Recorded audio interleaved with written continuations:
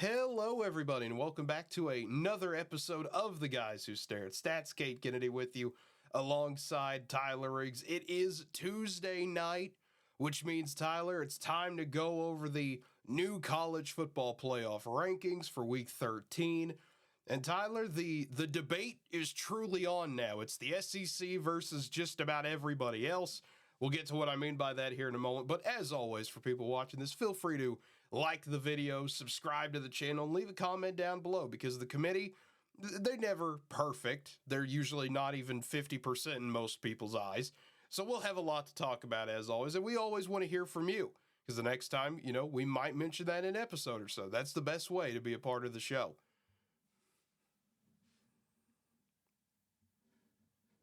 Oh, yeah, it is for sure, Kate. Sorry there. I thought I lost you for a second, but anyways, oh man, the committee's starting to get into that point where we're getting the hot take committee. We're getting the real sicko committee going on here with some of these rankings. Quite possibly, but you look at the top five, nothing changes there. Oregon, Ohio State, Texas, Penn State, and Indiana. And then, of course, you really start to get your movement at number 6, Notre Dame up a few spots. Alabama jumps up 3 spots to number 7. Miami only moving up 1 to 8. Ole Miss up to 9. Georgia up to 10. And that was where some of the fun really started. Tennessee only moving down 4 to number 11. And people were trying to figure out, what separates Alabama from the other 3 SEC teams? Why do they get to hop Miami, but nobody else does? I didn't really understand that either. I think Miami, honestly, could have been put at 11, and I don't think anyone would have had a major problem with it. But at the same time, I don't get it, Tyler. I just don't get it. Yeah, I think if you're going to move Alabama ahead of Miami, you might as well move Ole Miss, Georgia up there and maybe keep Tennessee ahead of them, too. I wouldn't be upset by that, and that sounds a little SEC biased, but I would argue that Bama, Ole Miss, Georgia, Tennessee have proven to be better at this point at times than Miami. I think, and this is the truest saying I've heard, I've seen it passed around. The only thing keeping Miami in the top 10 right now is one Cam Ward. If it was not Cam Ward, a quarterback, he was not in the Heisman race, then I think Miami easily slides down. I've also seen people, and I'm sure you'll touch on it here in a minute, complain about SMU being ahead of BYU, and everybody's like, well, BYU beat SMU. Here's the thing with that. I can see where the committee's coming from because, Kate, I think we can both agree SMU right now is playing better football than BYU. That was an early season game, and it'd be different if that game just happened a couple weeks ago, but I think people forget that a team could vastly change from week 1 of the season to week 13, right? So you have to evaluate what is this team doing right now? What have they done in recent weeks to round into form, if you want? I think that's a fair case to make for some of these squads as well. Absolutely. And I think if you go by that logic, if you go by, well, BYU has to be above SMU because they beat them, how do you separate the 4 teams in the SEC then? Because exactly. Ole Miss beat Georgia, Alabama beat Georgia, but Georgia beat Tennessee and Tennessee beat Alabama. So how do you rank that based off head-to-head? At some point, I think it makes a lot more sense when it's just, the one game. But when you get to that whole, quadrant of teams where you're just, I don't know what you do with that. I think just putting them in a row, kind of trying to separate them out 1v1 works there. But Boise at number 12, we already talked about SMU and BYU. Texas A&M still hanging down at number 15. No change there for the Aggies, and that's fine where they're at. Colorado moving up a spot, ready to possibly jump and be the ranked frontrunner for the Big 12, depending on what Arizona State and BYU do this Saturday. Clemson up to 17, South Carolina 18, Army and Tulane getting some respect finally at 19 and 20, then Arizona State 21, Iowa State 22, and then the oddball of the group, Missouri at 23. Missouri just doesn't move, which is interesting, Tyler. I don't know how that happened. I don't know why that happened. I feel like you should still be punished for losing that game, given that you had no business being in it, and then you had no business losing it. I agree with that. Here's the problem, Cade, and I think the case could be made. The one team outside the top 25 that I think the real case could be made for here that we don't know if it was in the receiving votes or not is Memphis. Memphis is 9-2 on the season. Okay, um, and I could easily make the case that hey, they're better than Missouri. That being said, when you look at the teams around Missouri, there, at least in the committee's eyes, who dropped from the rankings: Kansas State, Washington State, Louisville, LSU. I could see a case where those teams are equal or worse than Missouri. The problem is you still have UNLV and Illinois behind them. Illinois to me may be the bigger mystery out of this Yeah. game because I don't know how Illinois tags in the rankings. But you kick out Kansas State, you kick out of Washington State. Those, and it's 25, so you're splitting hairs. It's not like it's a team that's gonna make the college football playoff, anyways. But that kind of mystifies me. The back end of this ranking does mystify me. Otherwise, and I'm interested to see your take on this. The only real complaint I had, I can't mention it, if you're going to jump Alabama ahead of Miami, either put the rest of that SEC gaggle ahead of them or keep Miami ahead of the SEC gaggle. Because I think you have to keep Alabama, Ole Miss, Georgia, and Tennessee grouped together because of the scenario you laid out. They all beat each other, but I don't think they should be ranked more than, a spot apart, right? Like they should all be essentially in the same ranking. That'd be good enough to say, hey, these teams we think are pretty much the same, so we're just going to rank them all together. Regardless of the number beside them together makes more sense than Alabama being split with compared to Ole Miss, Georgia, and Tennessee. Absolutely. And that's the thing I don't get. And, we already touched on it a little bit, and I agree with you on that. Just move Miami down. We had this conversation last week when we did this that the eye test, if you want to use that, some people like it, some people don't. It just doesn't go in their favor at all. They do not look like a number 8 team in the country. They don't really look like a top 15 team in the country, for being honest with you. But it's just I don't get why you get that separation there. I don't want to be that guy and put on the tinfoil hat and say, well, it's because Alabama's Alabama and that's why they get the bump, but no one else does. But it kind of feels that way. It's weird, Tyler. I don't understand at all why you move everyone else up too, but Alabama gets that 3-spot jump. Just send Miami on down the line, and I think everyone would have been A-okay with it. Yeah, and I think the thing that's giving Alabama some street credit, okay, the maybe slight difference between them and, let's say, Georgia, is that when you look at Alabama's schedule, first of all, they beat Georgia, right? Yes. And their losses have looked better compared to Georgia's loss to Ole Miss. Even though they both lost on the road, Bama lost at Vanderbilt, at Tennessee. And you could say, well, Vanderbilt's not a good team. That's not fair. Ole Miss is better. But we've seen that the Vanderbilt team is pretty competitive consistently. Ole Miss has been a little up and down, and that was one of those road environments that was rocking. That's right after the Georgia game, so there's some hangover. I could see where the committees looked at that going, okay, Bama slipped up in a trap game. We're not going to punish them as harshly as Georgia. When that Ole Miss game was a bit more circled, right? There's more space between big games. They had Florida the week before, kind of edged past that one a little bit. Now, you could also make the case clearly for Georgia that, look, they've beat Texas, number 1 Texas on the road. They beat Clemson, dismantled them, start the season. They beat Tennessee. Those are all, and deservedly so, huge wins. Should be huge wins, more so than what Alabama's got.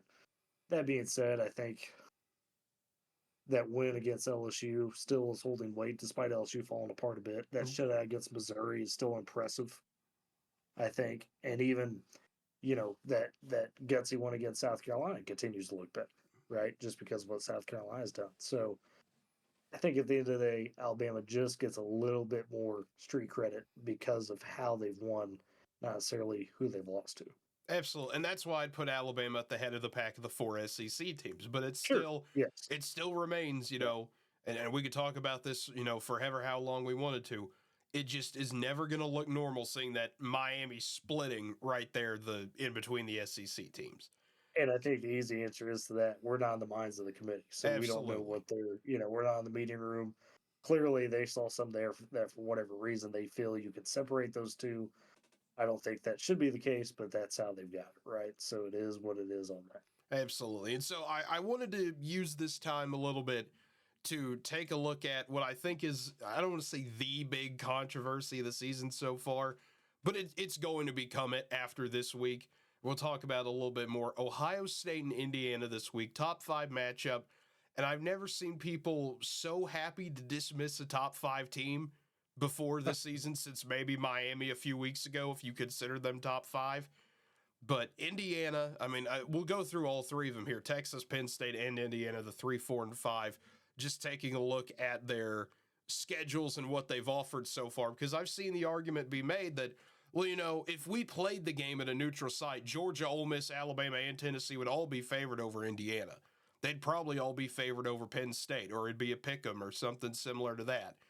But I don't think that really means anything, Tyler. I mean, I don't think that, that's great, but that we should not be basing the rankings on, theoreticals and hypotheticals and things that could happen. We have to base them on what has happened so far. And so I want to look at, what Texas has done, what Penn State's done, what Indiana's done, because I saw a tweet earlier today that showed that Texas, if you think about it, if they lose to Texas A&M, they would be a 10-2 team. And who would their best win be? It would be Vanderbilt on the road by 3 points. Now, it's not Texas's fault that Michigan and Oklahoma are terrible this year. But at the same time, you look at Texas's schedule. You got beat up by Georgia in a game where you only played well for 1 quarter.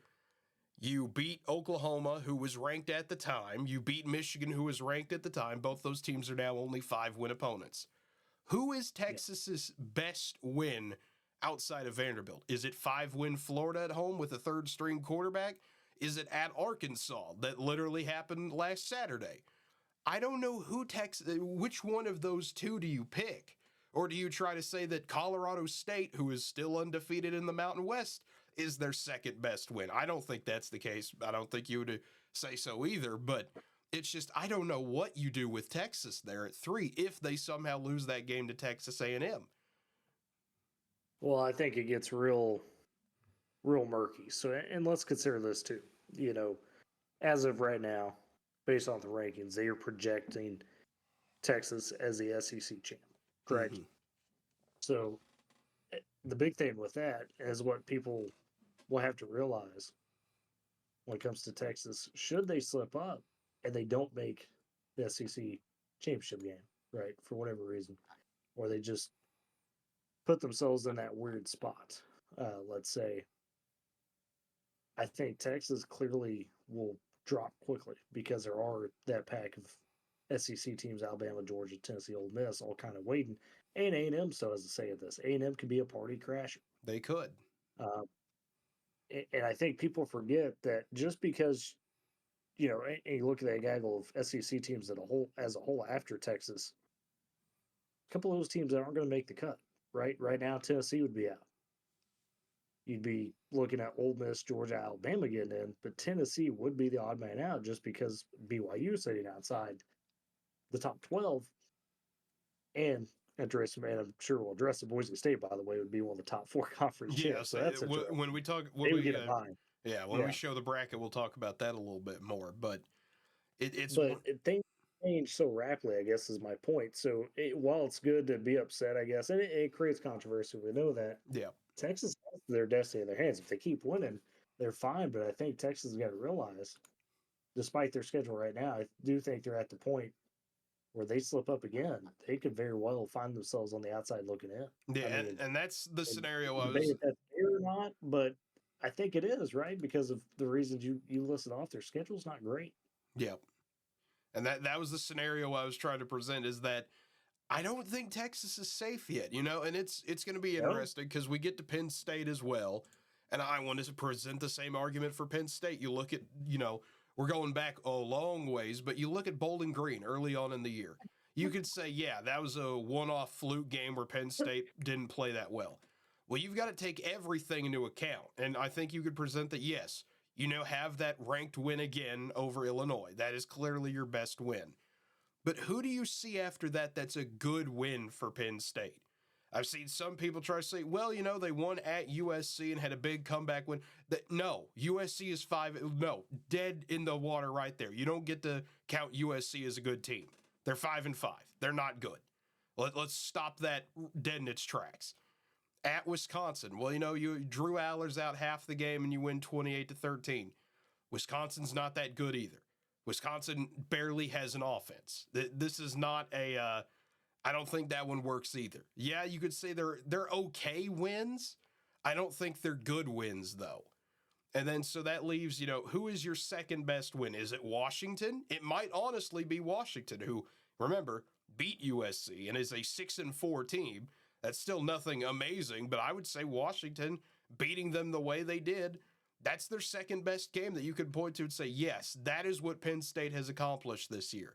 Yeah, you have the 7-point loss to Ohio State, but when you start really trying to find a big win on Penn State's schedule, I don't know if you could really do it. But at the same time, you compare Penn State to Texas. Penn State has a ranked win. Texas does not. I think the big deal for Penn State, and you kind of pointed out, they don't have a good win. But you know what they got, Cade? That 7-point loss to Ohio State. And when Ohio State's only loss is in a absolute shootout to Oregon, who's undefeated, Penn State is getting credit for that loss more so than they do any win on their schedule. I know that sounds weird, but that's kind of how the committee looks at it. They say, okay, we think Oregon's the best team in the country, and everybody's on a general consensus that that's the case, right? Yes. AP, College Football Playoff Committee doesn't matter. And you go, okay, well, Ohio State barely lost to Oregon, so they deserve to be number 2. Then you get to Penn State, and while they don't have that win, you could say, well, hey, they went toe-to-toe with Ohio State.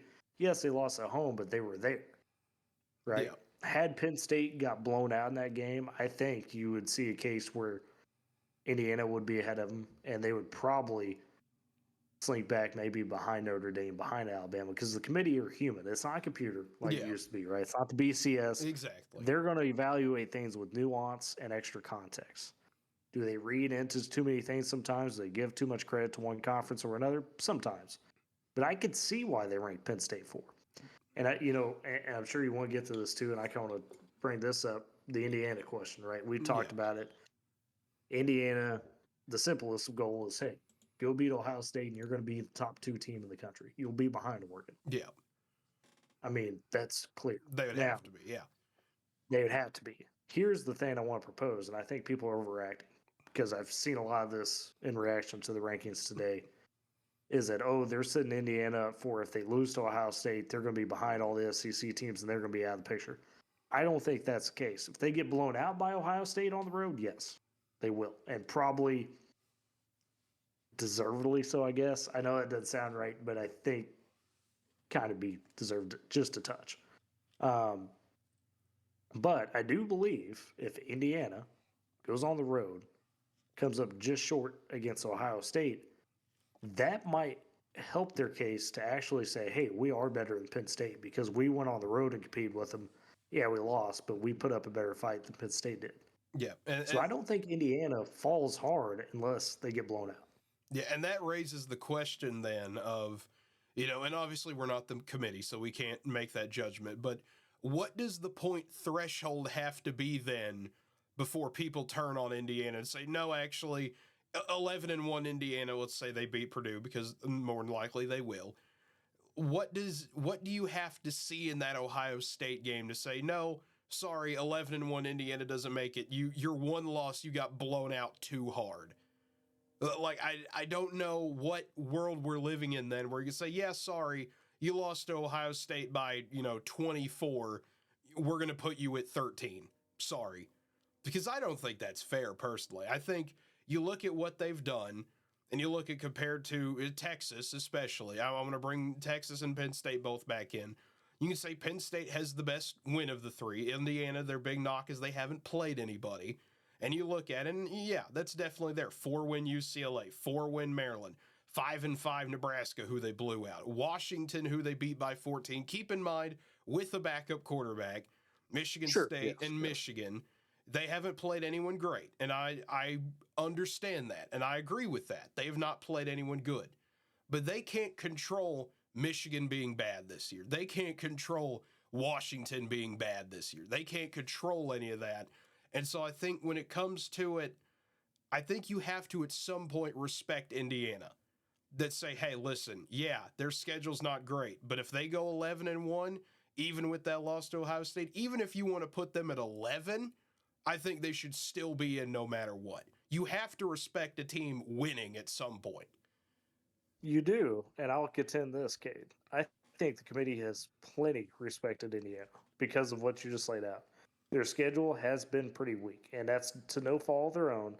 To like I said, Michigan hasn't been good. Some of those other teams that were expected to be good on that schedule just weren't this season. We know that. Yeah. And they took care of business. So them being number 5 in the country, I think is plenty of respect because they haven't really been tested. So I am not upset at the fact that they were behind a Texas and a Penn State, who both have a loss, because of the fact that those teams have been more battle tested. Penn State, maybe not a ton, but just enough to put them ahead of Indiana. So I actually think the committee's got that right. Yeah, and the spread, by the way, is 13.5. Yeah, for Indiana and Ohio State, yes. So I think if Indiana plays it within a touchdown and it's clear that they're just that close to being a winner in this game, or, for the most part, they're right there till the end, I think that'll do just fine for them to go, hey, we should still pretty much keep our ranking, maybe a spot or two drop. Maybe they fall, I don't know, behind a Notre Dame, right? Maybe Alabama slips up there. I don't know. But I think as long as Indiana keeps it close enough for it to be, hey, it's clear that they're almost equal footing with Ohio State, then they're not going to drop a lot. Yeah. I don't think they will.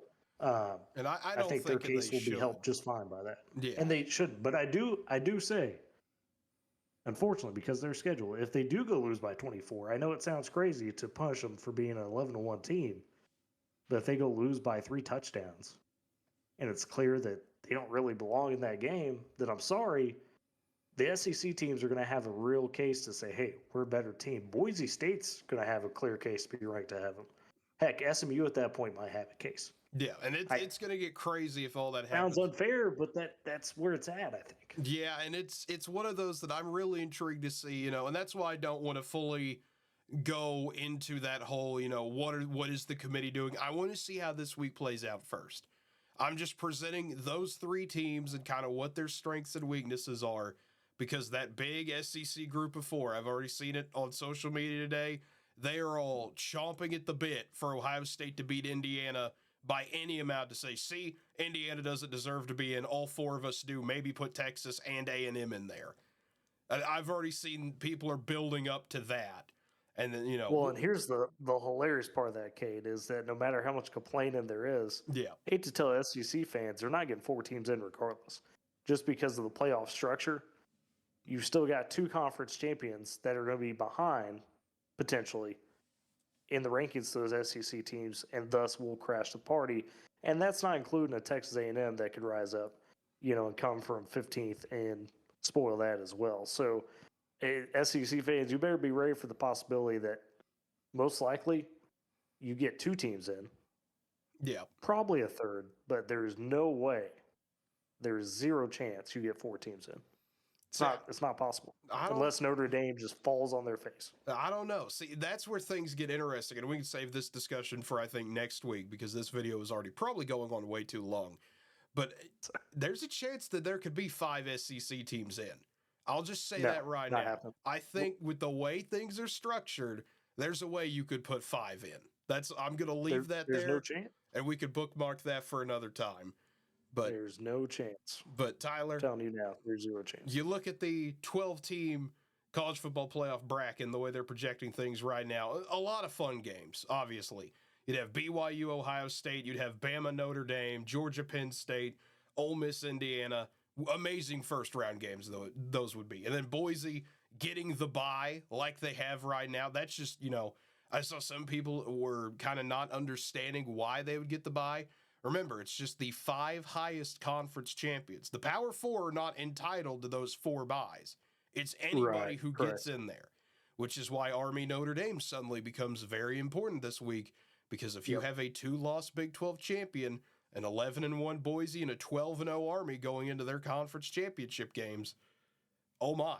You could suddenly have the Big 12 or the ACC if someone went haywire enough getting left out. And that would be an entire different crazy conversation to have. And another important note to add to that stipulation there is that remember Notre Dame can get at large, but they cannot get a bye. So keep that in mind as well so they keep winning. Absolutely. But folks, that will do it for this episode.